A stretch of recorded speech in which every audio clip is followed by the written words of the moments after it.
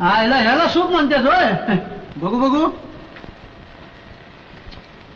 आईला मामा अरे मक्याच्या कणेत आणि शिकलेली माणसं ह्याला सूप म्हणतात. ह्यात घालायला ताक तरी आणा. काय ताक ताक. हा सॉस झाला काय? आईला हे घालायचं होय त्यात. काय हो एक सर आईला आलं म्हणून शिव्या काय देताय? मामा आईला ही शिवी म्हणून सांगितलं कोणी यांना? बघा ना आईला. पुन्हा आईला? अहो आईला ही शिवी नाही ते आता यांना सगळं व्याकरण सांगावं लागणार. तुमचं हे पण परंतु व्याकरणात काय आहे काय हे बोला की. भयान्वयी अव्यय हे हात मागे. आमच्या आईला तसंच आहे. आता उदाहरण सांगू. मी केस कापायला गेलो आईला दुकानच बंद. हा म्हणजे केस आणि दुकान ही दोन वाक्य जोडली का नाही आईला ना. हा आणि दुसरं काय ह्या आईला घातलं की वाक्याला जरा जोर येतो. काय? हा आता हे तुमचंच घ्या की. तुम्ही कसं म्हणाल सूप उत्तम झालेलं आहे काय जोर आहे मिळमिळीत मचूळ.